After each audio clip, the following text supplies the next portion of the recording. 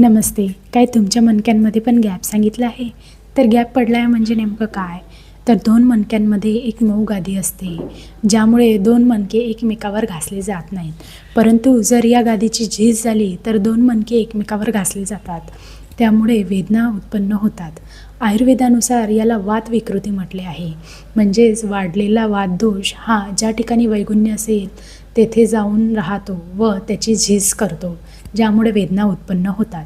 याची कारणे काय असू शकतात? तर मलावस्तंभ किंवा वाहन चालवणे किंवा कम्प्युटरवर एका स्थितीत काम करणे किंवा कंपन्यांमध्ये विशिष्ट हालचालींची कामे करणे, वजन उचलणे, झोपेची सवय व्यवस्थित नसणे, डोक्याखाली मोठी उशी घेणे, व्यायामाचा अभाव.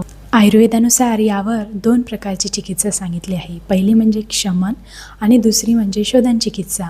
शमन चिकित्सेमध्ये वातनाशक औषधांची उपाययोजना केली जाते आणि दुसरं म्हणजे शोधन चिकित्सा, ज्यामध्ये पंचकर्म म्हणजेच की स्नेहन, स्वेदन, त्याचबरोबर बस्तीकर्म केले जाते किंवा लोकल बस्ती म्हणजे कटिबस्ती किंवा मन्याबस्ती केला जातो. स्नेहन म्हणजे काय? तर सर्वांगाला औषधीयुक्त तेलाने मालिश केली जाते.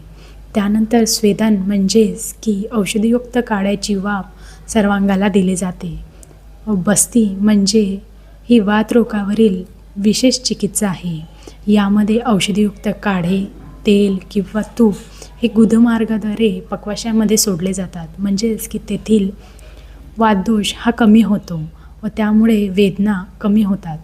त्याचबरोबर वातनाशक आहाराचे नियोजन करावे, व्यायाम करावा. वातनाशनासाठी आहारामध्ये विशेष बदल करावा. म्हणजेच की जेवणाच्या सुरुवातीला 1 ते 2 चम्मच तूप घ्यावे किंवा जेवणाच्या मध्ये 2 ते 3 तळून काढलेल्या लसूण पाकळ्या खावे किंवा जेवणाच्या शेवटी गरम पाणी प्यावे, ज्यामुळे वाताचा नाश होतो व जडपणा कमी होते. धन्यवाद.